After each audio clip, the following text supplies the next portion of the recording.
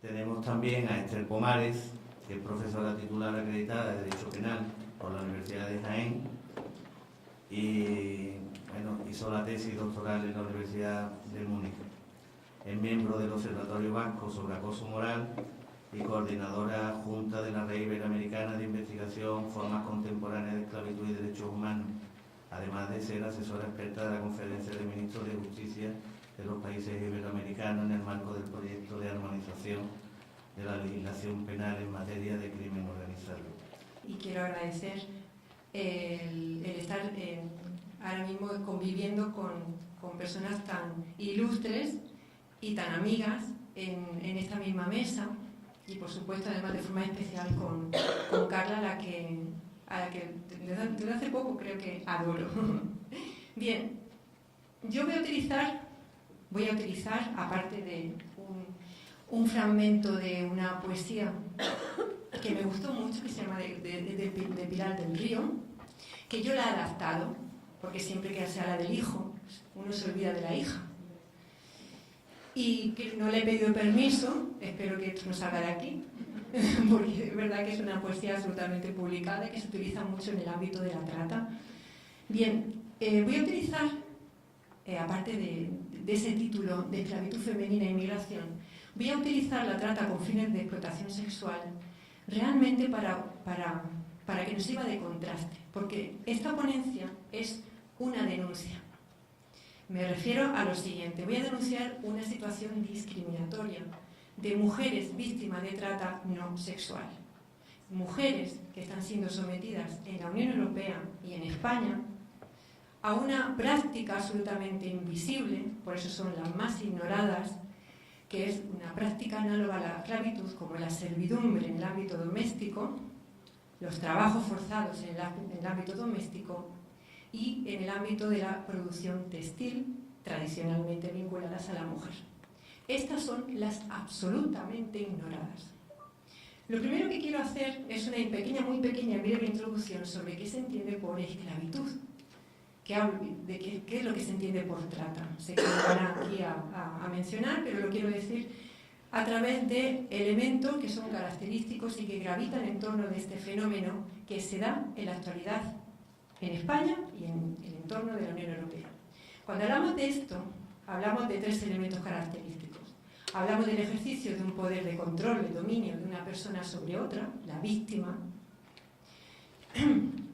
que la instrumentaliza y en este caso la mercantiliza para ser luego objeto de una producción económica a través de una serie de prestaciones o de actividades absolutamente no consentidas por la víctima.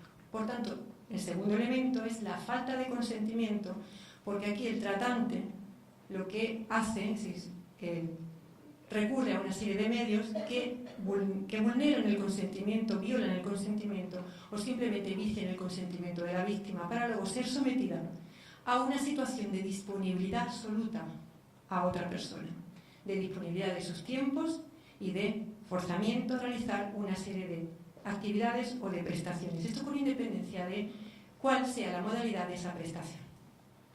Bien, la trata de seres humanos es también una modalidad de esclavitud. Es cierto que es la antesala al sometimiento efectivo de la explotación, porque el Código Penal tiene su propia definición y yo me tengo que acoger como penalista a esa definición. Todos tenemos que acogernos a esa definición. Estamos hablando de captar, de transportar, de trasladar, de acoger a una persona, cualquiera que sea su nacionalidad, a través de una serie de medios, normalmente los más baratos, medios coactivos, medios violentos, me refiero, engañosos y sobre todo los abusivos. Normalmente en la esclavitud moderna no hay que recurrir, ni siquiera hay que recurrir a esos medios violentos. ¿Para qué nos vamos a molestar? Si basta abusar de la situación de vulnerabilidad de la víctima, en este caso la mujer. Bien, ¿para qué? Pues para luego someterla a una situación de prácticas similares a la esclavitud, como la servidumbre, como los trabajos forzados. El Código Penal es cierto que hace una mención específica, pero a título ejemplificativo. Habla de la esclavitud, mejor dicho, de la explotación sexual, que debemos entender forzada, y habla de la mendicidad, que también debemos entender forzada. Lo que significa, en definitiva, que el delito de trata no va a distinguir en ningún momento ni siquiera la pena va a distinguir según la modalidad de prestación a la que se va a obligar a la persona, porque lo importante es su instrumentalización y su mercantilización. Así que en esto no vamos a distinguir. Y sin embargo, tenemos que las mujeres víctimas de trata laboral son las más ignoradas y las más invisibilizadas. ¿Y por qué? Bueno, pues tenemos un precedente. El delito de trata laboral existe desde el año 2010, antes no. Nunca existió. Mientras que el delito de trata sexual ha existido exactamente en 1999, 2003, y luego siguió existiendo para proteger a víctimas mujeres, normalmente mujeres, porque estamos hablando exactamente, exclusivamente de explotación sexual de inmigrantes ilegales. Y hay otro dato más que nos dice por qué se produce esta discriminación. Pues es el siguiente: si vamos a la sesión de extranjería, vemos la diligencia del año 2015, del año 2013, descubrimos que no hay ninguna sentencia condenatoria de trata laboral. Es decir, estas mujeres están siendo absolutamente desamparadas, porque en realidad, pues posiblemente no porque no existan, sino o bien no se persiguen con la misma intensidad que la esclavitud sexual, o bien simplemente porque no conocemos eso, porque no lo denuncian. Y algo más, porque aquí pone inmigración. Hay una cosa que me llama mucho la atención, yo lo critico muchísimo. En la Unión Europea, la trata de seres humanos, a pesar de que no distingue nacionalidad ni condición migratoria, está vinculada estrechamente con la política migratoria de la Unión Europea. Y eso ha hecho la ley de extranjería, nuestra ley de extranjería, y con eso yo le doy absolutamente la razón a la crítica que ha hecho ahora mismo Carla. Pero ¿esto es real? ¿Se puede decir que hay una vinculación entre esclavitud hoy y la Unión Europea e inmigración? Pues sí, es real.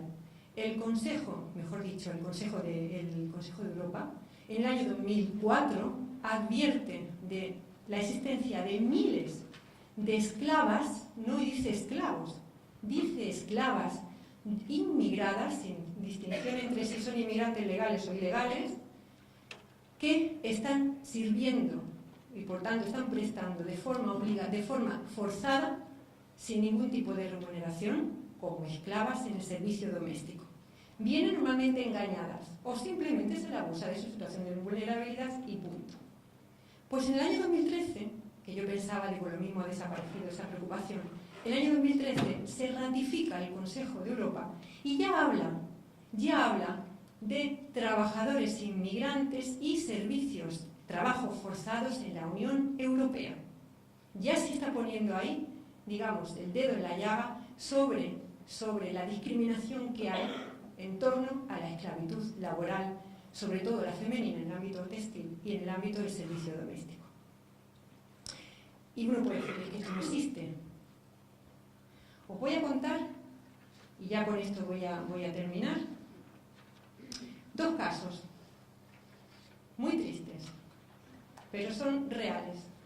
Uno es el caso de la niña, es una niña, se llama Siliadin, una niña togolesa, que al final ganó un caso de esclavitud horrible frente a Francia, porque fue un caso recurrido ante el Tribunal Europeo de Derechos Humanos, porque a pesar de lo que lleva a contar, los tribunales franceses decían que eso no era esclavitud y que eso no rozaba ni siquiera, no podía violar la dignidad de ninguna persona.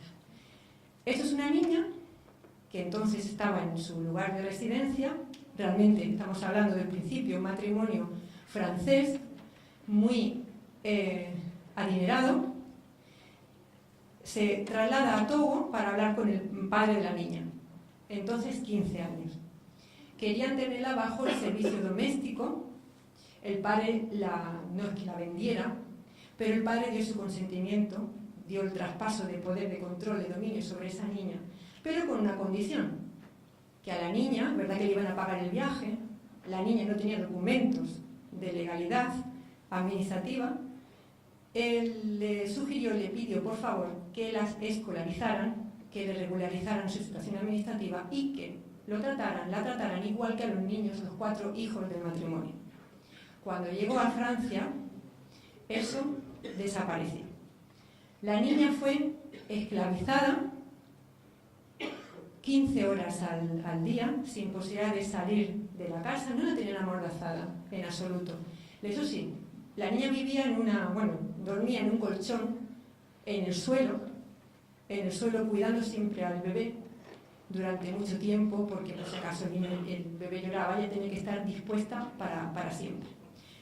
Así permaneció durante 4 años y además incluso se la intercambiaban. Había otro matrimonio que decía, qué maravilla de mujer, de niña, de 15 años, ¿por qué no me la pasas a mí? Y entonces iba de matrimonio en matrimonio sirviendo como esclava doméstica dentro, en la maravillosa Francia. Ese fue un caso. En España también. Bueno, por supuesto, siempre el método es el mismo. El engaño y la retención del pasaporte.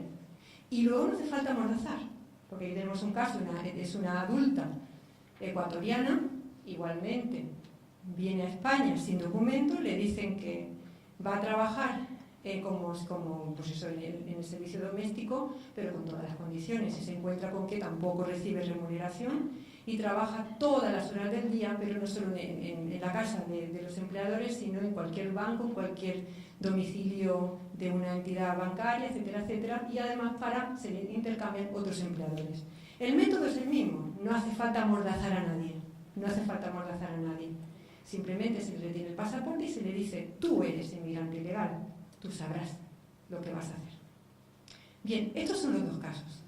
A partir de ahí yo podía plantear muchas preguntas. Una de ellas tiene que ver con la de Carla. Aquí el Estado, la política migratoria de la Unión Europea, ¿tiene algo de responsabilidad a la hora de fomentar estas situaciones de esclavitud? Eso es una pregunta. La otra pregunta sería, ¿y por qué se soportan estas situaciones? ¿Cómo se llega a esta situación? ¿Por qué es tan fácil esclavizar a las personas? Sobre todo si nos ponemos con los ejemplos de Silladín y la mujer ecuatoriana. ¿Por qué no denuncian inmediatamente? ¿Es que no están protegidas por la ley? ¿Qué es lo que está ocurriendo? Y otra pregunta, ¿a vosotros parece justo y adecuado que el tratamiento punitivo de la esclavitud laboral sea diferente del tratamiento de la esclavitud sexual?